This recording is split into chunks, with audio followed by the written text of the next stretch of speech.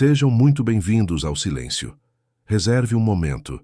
Puxe uma cadeira, respire fundo e preste atenção à sua volta. O mundo é barulhento, complexo e cheio de regras que ninguém nunca escreveu. Para a maioria das pessoas, navegar por esse mundo é instintivo. Mas e se para você a vida sempre pareceu uma peça de teatro onde todo mundo recebeu o roteiro, menos você? Quando ouvimos a palavra autismo, a cultura pop e os velhos estereótipos imediatamente nos fazem imaginar cenários extremos. Crianças que não falam, gênios da matemática ou pessoas balançando o corpo de forma incontrolável. Mas a neurociência e a psicologia moderna nos mostram que a realidade é muito mais vasta. O autismo é um espectro, e como qualquer espectro, ele possui cores e tons que são quase invisíveis a olho nu.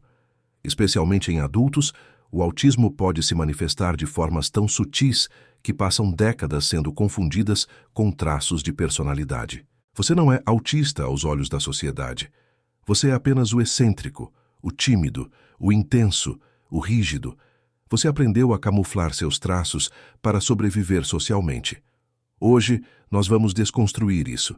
Vamos explorar 10 hábitos e características do dia a dia que parecem comuns, mas que, quando observados em conjunto, podem ser sinais claros de um cérebro neurodivergente. Antes de mergulharmos, um aviso importante. A identificação com esses pontos não substitui um diagnóstico médico. O objetivo aqui é trazer clareza, autoconhecimento e, acima de tudo, acolhimento. Número 1. A necessidade vital de previsibilidade. Não confunda isso com simplesmente ser organizado. Para uma pessoa no espectro, a previsibilidade não é um luxo, é uma âncora. O cérebro autista muitas vezes trabalha no limite do processamento de informações. Quando o seu dia está planejado, você economiza energia mental. Mas quando uma mudança de planos acontece de última hora, um jantar cancelado, uma rota de trânsito alterada, uma visita inesperada, não causa apenas um aborrecimento, causa uma desestabilização interna.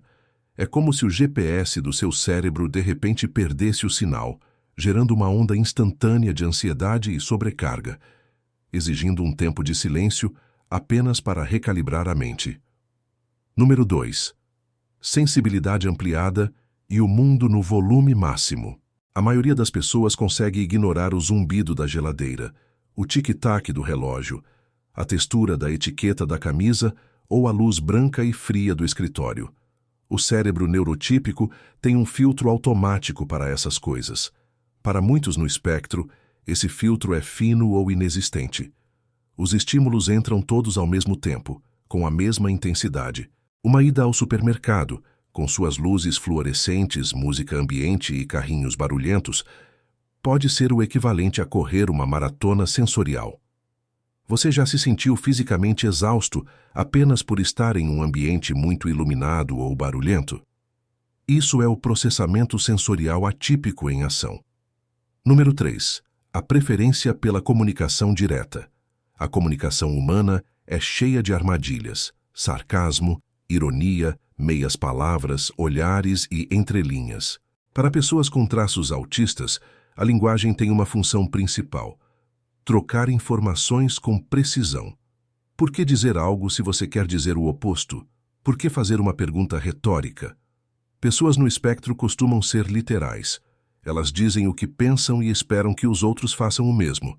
Isso muitas vezes as faz parecerem frias ou duras demais, quando, na verdade, estão apenas sendo transparentes e honestas. O esforço constante de tentar decifrar o que as pessoas realmente querem dizer por trás das palavras é exaustivo. Número 4. O hiperfoco e as paixões absorventes. Todo mundo tem hobbies, mas o hiperfoco autista é uma experiência muito mais profunda. É um estado de fluxo onde o tempo desaparece. Pode ser um interesse por história da arte, por trens antigos, por astrofísica ou por colecionar um tipo específico de caneca.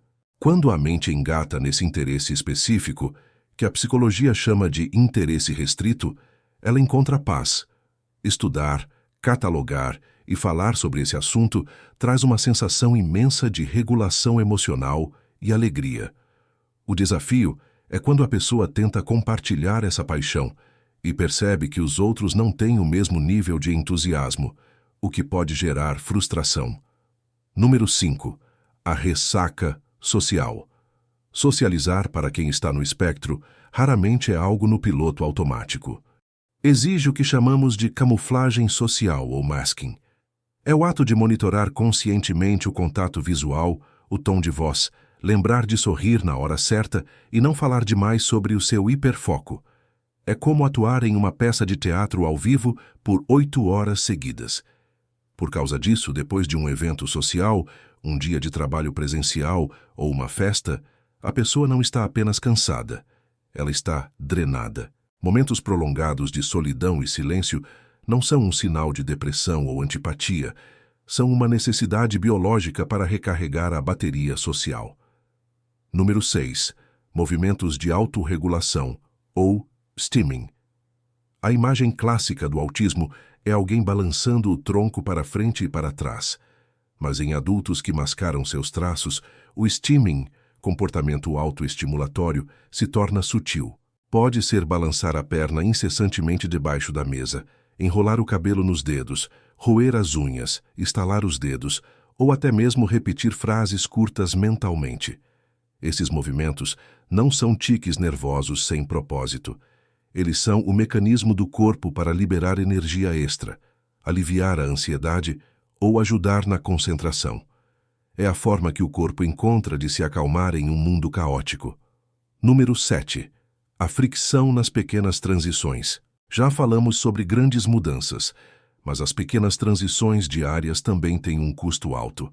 Parar de trabalhar para ir tomar banho, sair de casa para entrar no carro, mudar o foco de um relatório para responder a um colega que interrompeu. O cérebro no espectro autista costuma ter uma inércia muito forte. Uma vez que ele engrena em uma atividade, ele quer continuar nela. Interromper um fluxo exige uma grande quantidade de energia executiva, gerando irritabilidade momentânea ou procrastinação para iniciar novas tarefas. Número 8. O enigma das próprias emoções. Existe um mito de que autistas não têm empatia ou não sentem emoções. É exatamente o oposto. Muitas vezes, eles sentem as emoções de forma tão profunda e avassaladora que o cérebro trava na hora de processar. Existe uma condição muito comum chamada alexitimia, que é a dificuldade de identificar e nomear o que se está sentindo. A pessoa pode sentir um desconforto físico enorme no peito ou no estômago, mas não consegue dizer se aquilo é ansiedade, raiva, tristeza ou fome. Isso faz com que processem as emoções de forma mais interna, demorando dias para entender como se sentiram em relação a um acontecimento. Número 9. O mundo visto através dos detalhes. Enquanto o cérebro neurotípico olha para uma floresta e vê uma floresta, o cérebro autista vê o formato das folhas, o padrão da casca das árvores e o inseto na raiz. A psicologia chama isso de processamento bottom-up, de baixo para cima. Eles reparam no quadro que está 1 centímetro torto na parede, na mudança sutil do tom de voz de um amigo, ou no erro de continuidade de um filme. Essa atenção extrema a padrões e detalhes torna muitas pessoas no espectro profissionais excepcionais, mas também pode dificultar a compreensão do quadro geral de uma situação rapidamente. E, finalmente, número 10. A sensação eterna de ser um observador. Este talvez seja o relato mais comum entre adultos diagnosticados tardiamente. Desde a infância, existe uma sensação de ser um alienígena no próprio planeta. Como um antropólogo estudando uma cultura estranha. Você passou a vida estudando o comportamento humano, imitando os trejeitos dos outros, copiando frases que pareciam funcionar em conversas, sempre tentando decifrar o manual de instruções da sociedade que todo mundo parece ter nascido sabendo usar. Você se adapta brilhantemente, mas no fundo sente que pertence a outro lugar. Se você chegou até aqui e sentiu que sua vida inteira foi narrada neste vídeo, respire fundo. Ter esses hábitos, ter um cérebro que funciona dessa maneira, Não significa que você está quebrado. Não é um computador com defeito. É apenas um sistema operacional diferente. Um sistema capaz de lealdade profunda, foco extraordinário, honestidade cortante e uma percepção única do universo. Reconhecer esses traços é o primeiro passo para parar de lutar contra a sua própria natureza. É o começo de uma jornada de autocompaixão, onde você aprende a respeitar os limites do seu corpo e da sua mente. Eu quero muito saber a sua experiência. Quantos desses sinais fizeram sentido para você? Qual deles foi o maior clique na sua cabeça hoje? Deixe o seu relato aqui nos comentários, porque a sua história pode ajudar alguém que está lendo a se sentir menos sozinho. Muito obrigado por compartilhar o seu tempo e o seu foco comigo hoje. Gostaria que eu fizesse um roteiro complementar sobre como criar espaços de descanso mental em casa. Um abraço e nos vemos no próximo vídeo aqui no Silêncio.